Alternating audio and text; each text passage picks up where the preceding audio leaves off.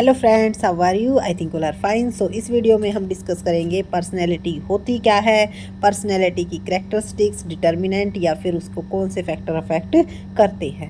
उससे पहले अगर आप हमारे चैनल पर नए हो तो चैनल को सब्सक्राइब, वीडियो को लाइक और शेयर करना न भूलें। और अगर आप कर रहे हो प्रिपरेशन पीजीटी कॉमर्स की तो आप हमारे टेलीग्राम ग्रुप को ज़रूर ज्वाइन कीजिएगा, ताकि अगर कोई भी वीडियो या फिर PDF अगर आपके साथ शेयर की जाए तो आपको उसकी नोटिफिकेशन मिल जाए।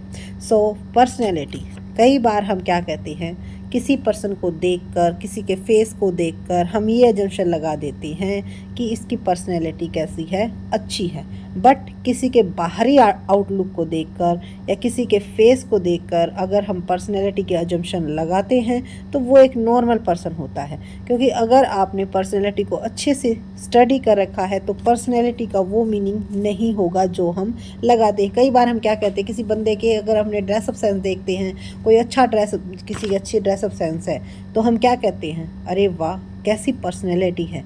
बट अगर वो मुंह खोलता है, बोलता है, तब उसका पता चलता है कि उसकी एक्चुअल में पर्सनैलिटी कैसी है। उसको उसके बिहेव से, उसके बोलने के तरीके से, ठीक है, वो किस तरह से किसी के प्रति रिस्पेक्ट करता है, क्या उसकी थॉट्स है, उन चीज़ों से हम एक्चुअली में जो मीनिंग है पर्सनैलिटी का अपना, वो हमें लगाना चाहिए कि एक्चुअल में ये है क्या।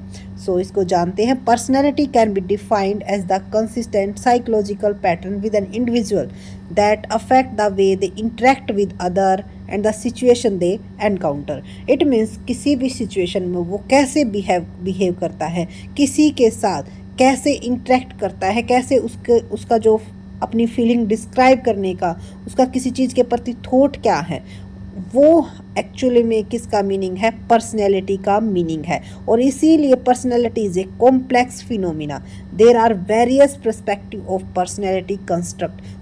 पर्सनैलिटी क्या है, कॉम्प्लेक्स फिनोमिना है, यानी कि उसकी अजम्पशन लगाना, उसके बारे में, किसी भी पर्सन के बारे में ये पता लगाना कि उसकी पर्सनैलिटी कैसी है, ये कॉम्प्लेक्स है। मतलब ऐसा बहुत ही इजी काम नहीं है कि किसी को देखा, किसी से बात की और आपने ये डिसाइड कर लिया कि इस बंदे की पर्सनैलिटी ऐसी है।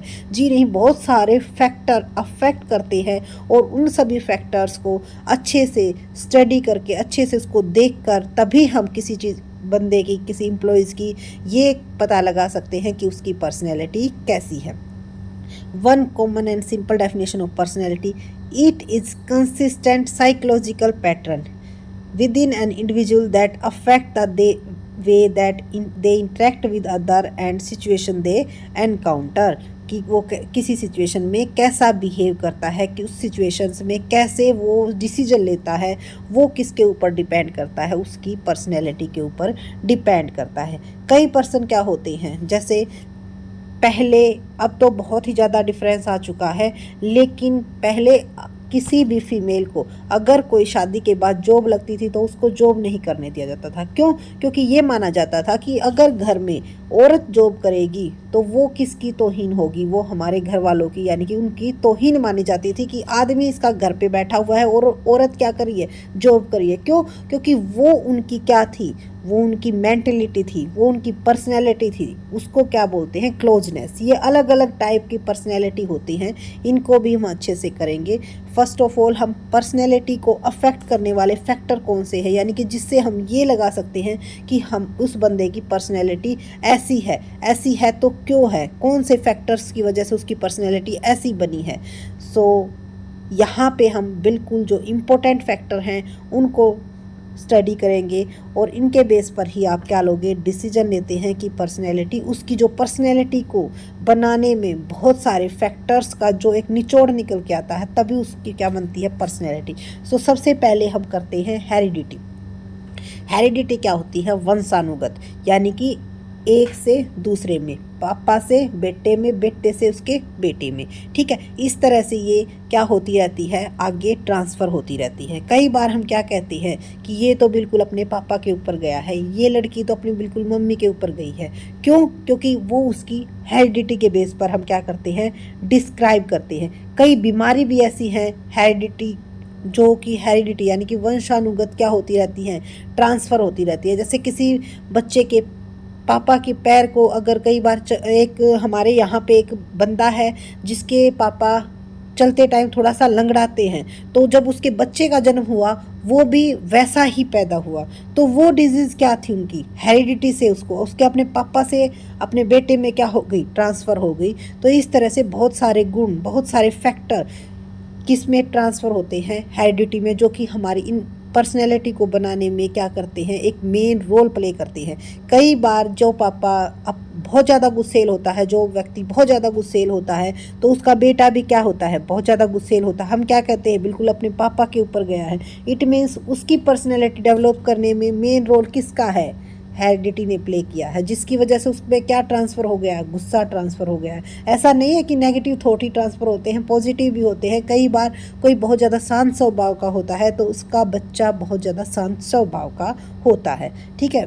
उसके बाद है सेकंड, और बहुत ही जो मेन रोल प्ले करता है, वैसे तो हेरिडिटी को माना जाता है, लेकिन कहीं ना कहीं इन्वायरमेंट भी बहुत ही ज़्यादा अफेक्ट करता है कि उस बच्चे का रहने का इन्वायरमेंट कैसा है, उसको कैसा वहाँ पे इन्वायरमेंट मिला है। कई बार जैसे बच्चे हैं बहुत ही ज़्यादा क्या करते हैं, शरारत करते हैं या अपने से बड़ों का आदर नहीं करते, तो वो किसकी वजह से माना जाता है, वो अपने मम्मी पापा को देखते हैं कि वो अपने दादा दादी का कितना आदर करते हैं, साथ में उसके जो अदर फैमिली मेम्बर हैं उनकी कितनी रिस्पेक्ट करते हैं।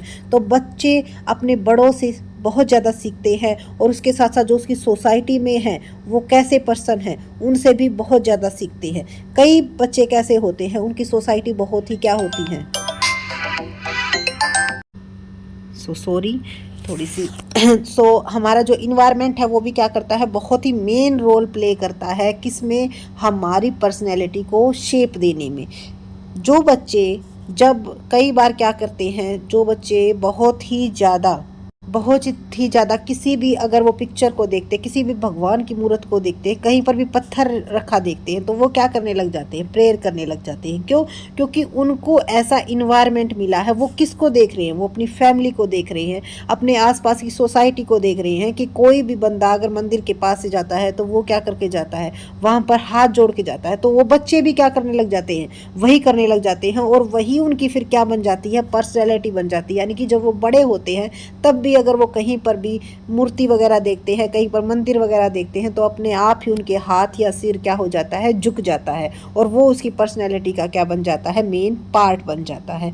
तो इन्वायरमेंट भी बहुत ही ज़्यादा इफेक्ट करता है, हेरिडिटी भी इफेक्ट करती है, और थर्ड है सिचुएशंस।